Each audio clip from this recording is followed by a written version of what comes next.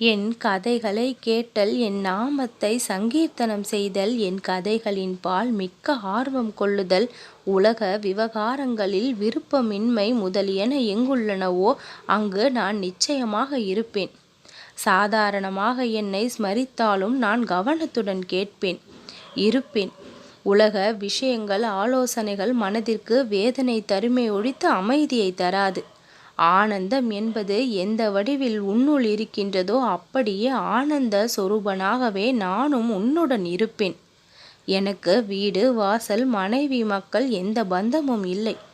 என்னுடைய அனுபந்தம் உன்னுடனேயேதான். உனக்காக தான் நான் இருக்கின்றேன். உன்னுடைய அழுகையையும் வேதனையையும் மனைவி மக்களுக்கு தெரிவித்தால் அவர்கள் அதை போக்குவார்களா? ஜீவர்கள் அனைவரும் என் கட்டுப்பாட்டிலேயே உள்ளனர். நான் இல்லாத ஜீவனோ பிராணியோ இல்லை. இதை மறந்து வீணாக கவலை கொள்ளாதே. உன் பிரச்சனை எதுவானாலும் அதற்கு பரிகாரம் என்னிடம் உண்டு. பரிகாரம் என்னிடம் இருக்கையில் நீ எங்கோ ஓடிக்கொண்டிருந்தால் நான் என்ன செய்ய இயலும்? என்னை பரிபூரணமாக உன் உடல், மனம், செல்வத்தை என் பாதத்தில் வை. உன்னை விட்டு நான் எங்கு செல்வேன்?